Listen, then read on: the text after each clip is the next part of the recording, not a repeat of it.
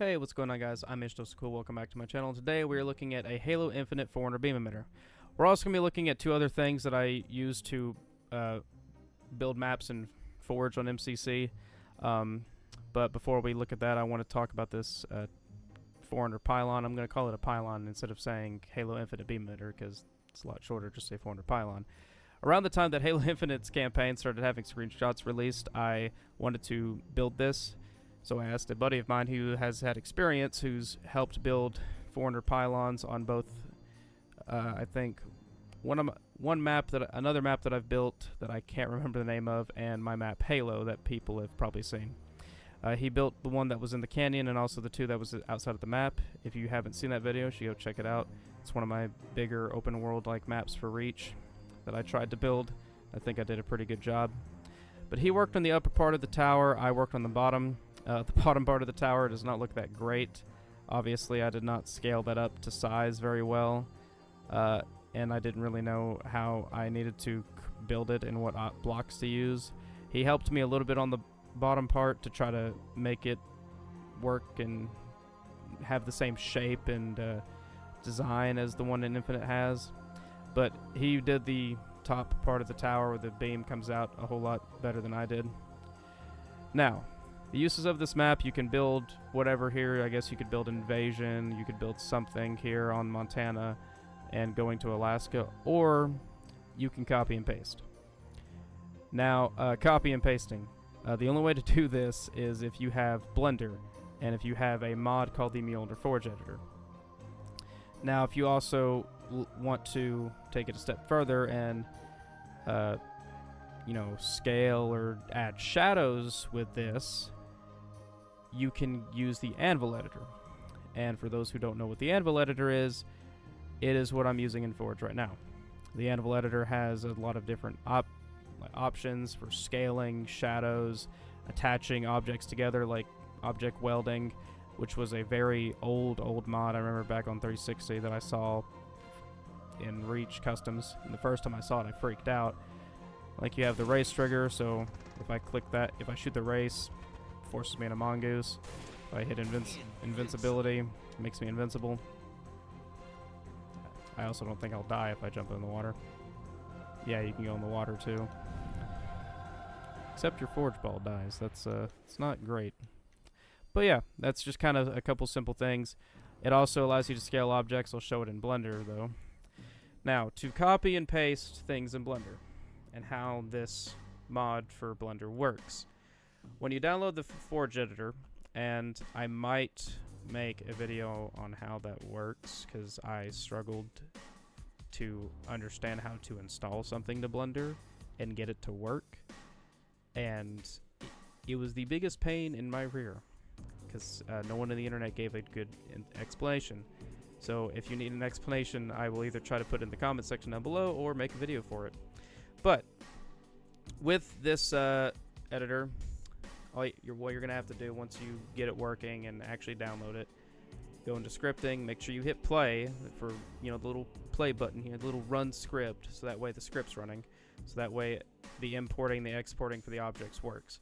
Go into File, Import, whatever's on the map that you're currently on. And also, another thing you need to do when you're on PC, start up the build of MCC where anti-cheats are disabled, because if you don't, this will not work.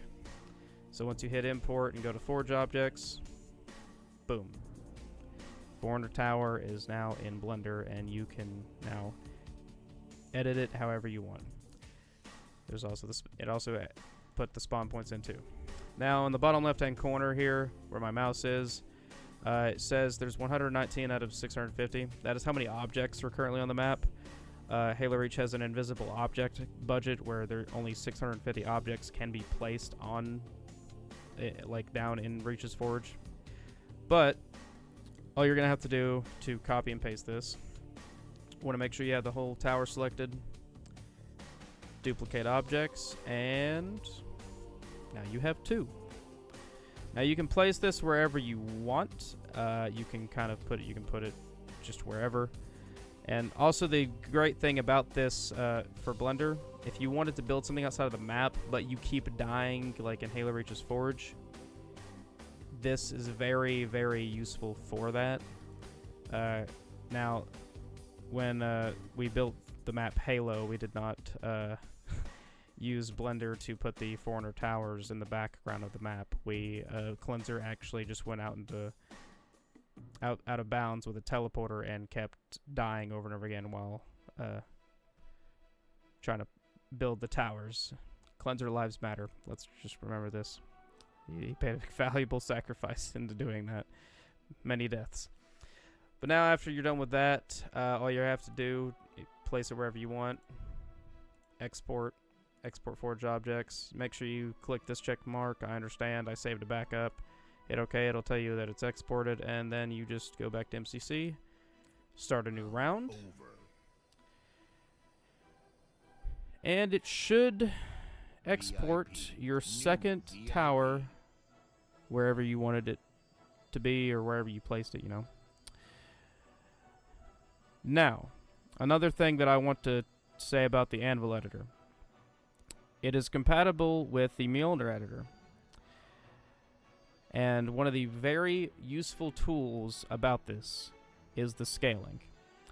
Now, on Halo Reach, you can only zoom out far enough to where you can see how where an object's at. You're able to move around like this. You know, very simple. But when you scale the object, as we go over to game type label and spawn sequence, which is what controls the size, at some point, you can't zoom out any farther, so it's kind of just in your face. Like, this is as far as I can go, and if I want to get out a little bit farther, I can fly out a little bit, but it'll kind of force me back in.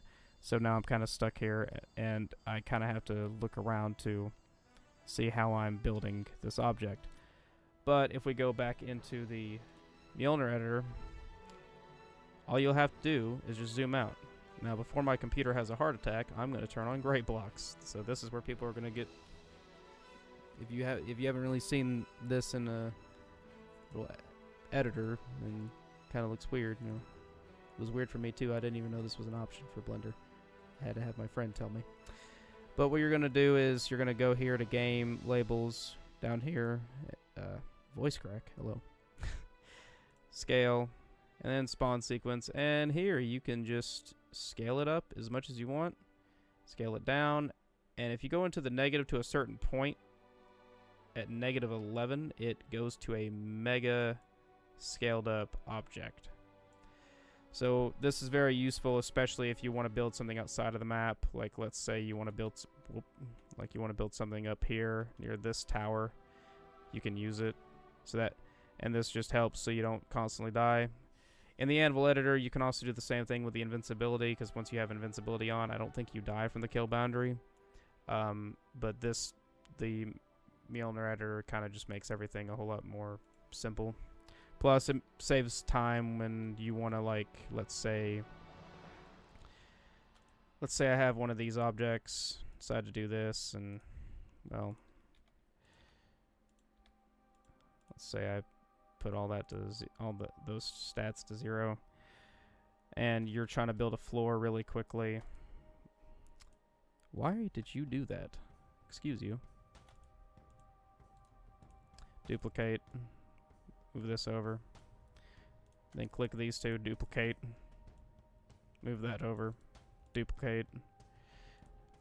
Basically, this saves time and forging, and that's how I've built quite a few of my maps. Now, I know that it's been a while since my last video, and I haven't uploaded those 3 maps. I will be working on that after this video is done, and after you guys see this, it'll be uploaded sometime this week or sometimes next week. I'm not exactly sure. I've been tired and just had very little motivation to make anything, but I wanted to make this so that way you guys can have, 1, this beam emitter. It's been sitting in my files for a while, and 2, show people 2 editing tools that a lot of people don't know about. I will put the Anvil Forge editor on my file share. I will also put a link in the description to the video showing off every single thing that the Anvil editor can do. And I will also share a link to the Mjolnir Forge editor download, so that way if you want to download the mod if you're on PC and try it out, that way, if you want to start building stuff in Blender, that's how I'm building some of the maps that I've been working on. I'm also working on another map for Slayer in Blender right now, and it's actually using a layout from a unreleased Halo map, and I don't know which Halo map it is, but we're gonna have to try that out. Especially with my new game mode that's trying to turn Reach into Halo 3 a little bit. But anyways, I hope you guys enjoyed the video and a little bit of the information with the two mods, and hope you guys enjoy this beam emitter and hope people can use it, because it's just been kind of sitting there, and I haven't seen a whole lot of foreigner pylons on Reach in a while and any type of maps, so hopefully people can use it. Anyways, again, if you enjoyed the video, leave a like, comment, and subscribe if you're not subscribed, and I'll see you all in the next one. Peace.